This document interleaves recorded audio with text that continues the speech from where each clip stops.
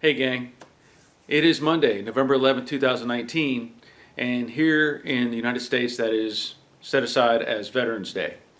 So I am a veteran of the U.S. Army, very proud of my service. Thankfully I didn't have to do any actual combat or war situations, but there are many who have, and I know I have many friends out there who are veterans, so thank you for your service. If you get a chance, go ahead and say thanks to any friends you may have that have served. And we appreciate the effort, but either way we would have served. We weren't here to get a pat on the back. We were here to serve our country. Let me go beyond that now. I'm also doing a video today on the subscriber giveaway. So I'm going to get into some details with that a little bit later. But for the moment, I want to talk about the last week or so that I was at SEMA. That's my first time going to SEMA.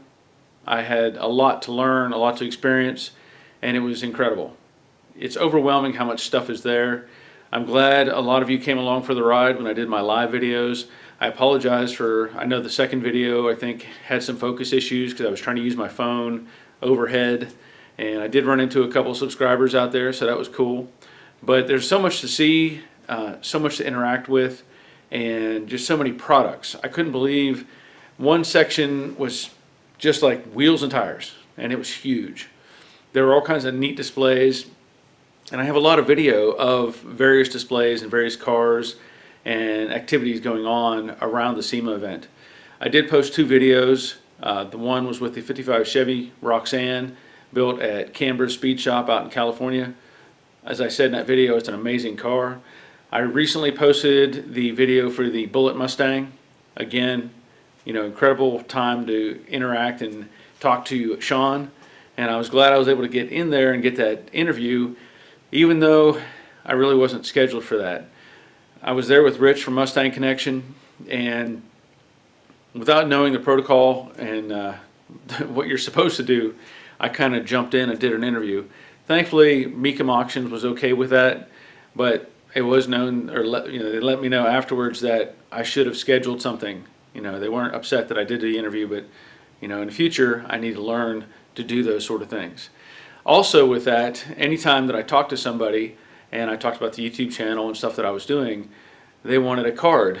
Well, I didn't know I needed to have a business card to interact, and so I need to step up that game just a little bit and be ready for those kind of things. I learned about what I should be as far as equipment carrying with me. I took my GoPro, I took the Osmo pocket camera. I did take my big Canon 80D camera, but I didn't have really any opportunity to just stop and take pictures. Again, there was so much to see and so much to interact with. I was better off just doing videos. And like I said, I did a lot of random footage and walk-arounds, looking at different cars and just trying to see what was there. But again, massive event. I did step into the tool section where there are all kinds of displays, and I spent some money there. I'll probably do an overview on some of the products that I bought. There were really amazing displays and demonstrations they were giving, and I couldn't stop myself. I ended up buying some really nice drill bits and some cutoff tools and an air nibbler, or not an air nibbler, but a nibbler tool. I'll do more on that later, but that's what I did while I was at SEMA. I got to hang out with Terry, did a little bit of sightseeing. I went to see Count's Customs. Basically, you just do a walk around through the little museum, can't go into the main place, and that's fine. And I think that's the other thing. I went to Shelby America, and Rich from Mustang Connection got me an invite, or brought me in as a guest of his. So I did a walk around in there, shot some footage, took some pictures, and they're on my Facebook page. They're also on the Instagram, and I started doing Twitter now. Not that I know if it's a good thing or not, but I think you can find me at, I think it's JoeDaddy19. I don't know how that works out, but I've been trying to put some, I guess, tweets out there. I'm not real great at the, technology and self-promotion type thing, but anyway, so that's going on now. And, beyond the time change difference, 3 hours for me, it was a good time. and different experience. I'll just say that it was really neat, and there are some really good buffets out there in Las Vegas. Some really big breakfast buffets that Terry and I took advantage of, and really didn't. For me, it was more like a lunchtime thing because of my body clock being off 3 hours. So anyway, if you get a chance to go to SEMA, go do it. Go check it out and just enjoy the event. At this point, I have the giveaway that I want to take care of. Now, I was reviewing my video for the that I scheduled or did the 30,000 subscriber giveaway, and I was pretty sure I had 170 people leave comments on the channel or on the video. And I went back and looked, and it says 169. So I'm going to assume 170, and then if it's not, if the number 170 comes up, I'll basically default to the next lower number, which would be 169, in case that person is not there. Because sometimes whenever comments are made, for some reason YouTube will flag a certain comment, and it gets out of rhythm with the other ones that are given. So if I check those comments, and it's a clean comment that I'm okay with, I can allow it onto the comment section, but then it shows up way down on the list, and I have to find it. So, like I said, there may be 170, but that one may not be at what would be the top of the list anymore, or at the dead bottom. It may be in the middle somewhere. So again, I'm just going to assume there were 170. If not, if there was more than that, and you were 171 or 172, let me know, and we'll figure something out. Now, as I said before, the flag that I showed in that first video, that's going to the first person that I draw. That's number one. And then I'll draw 2, 3, 4, and 5, and those will get the Hot Wheels 50th anniversary special cars that they had made. And I'm not going to show those because those are going to be random. I'll just grab one and it'll go. So at this point on my phone, I have a random number generator, and I put in the parameters 1 through 170.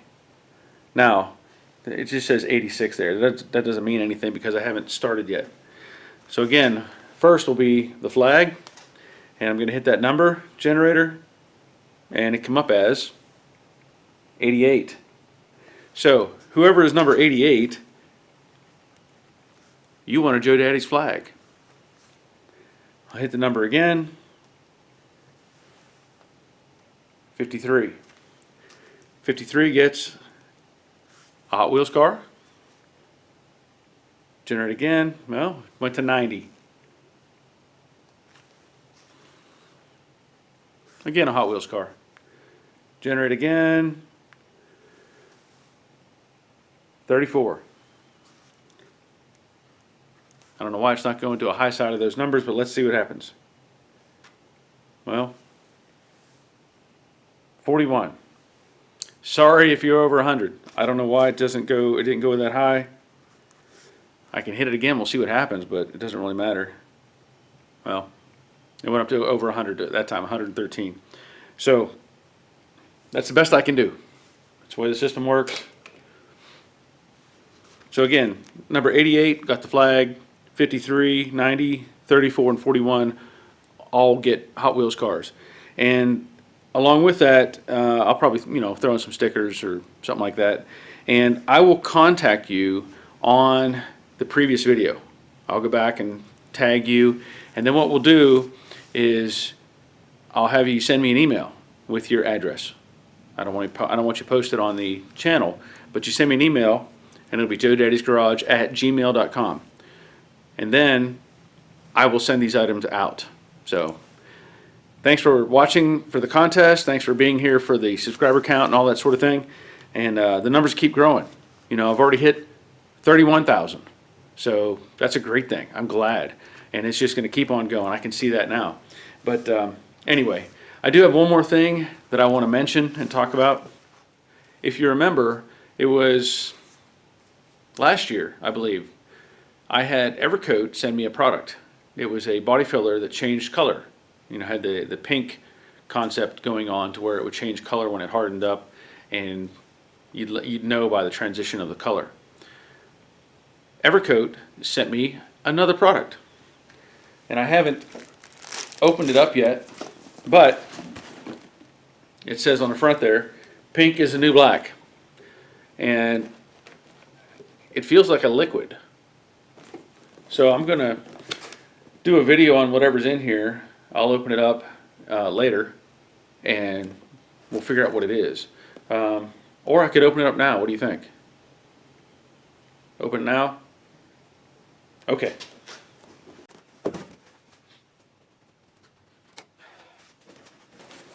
All right. We'll see what's in here.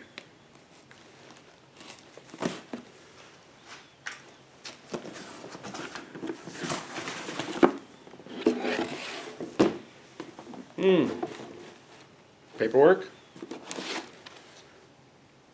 Introducing Optics Super Build 4-to-1 primer with built-in guide coat technology.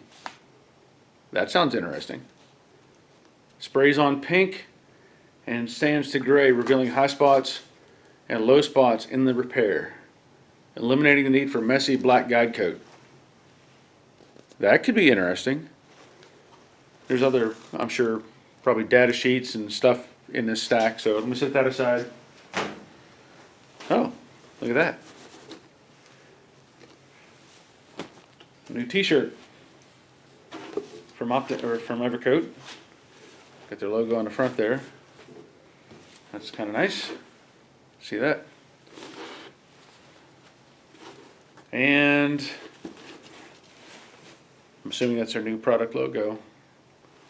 So, anyway, that's the t-shirt.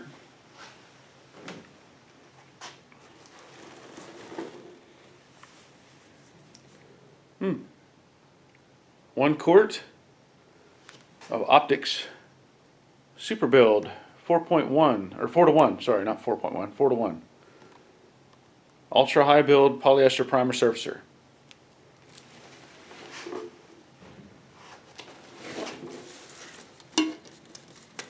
Okay, and there's the catalyst in the secondary can.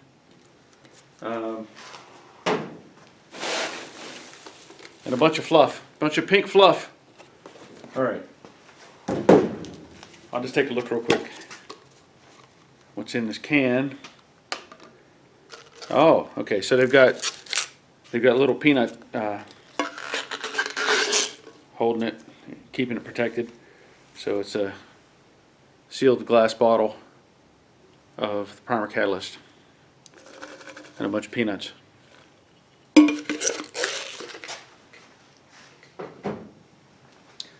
Well, now we know what's in the box. So I'll have to do something with that later, and we'll see how that works. But that's it. So I'll be contacting you on the winners for the flag and the other things, and we'll go from there. And there's more videos coming, I promise.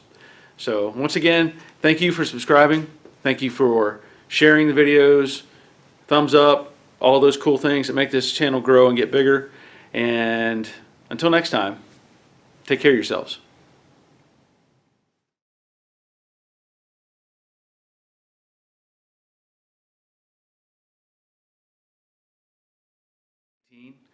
And that day is Veterans Day.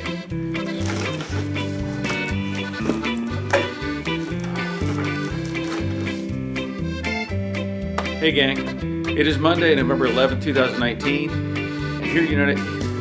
And it's just night.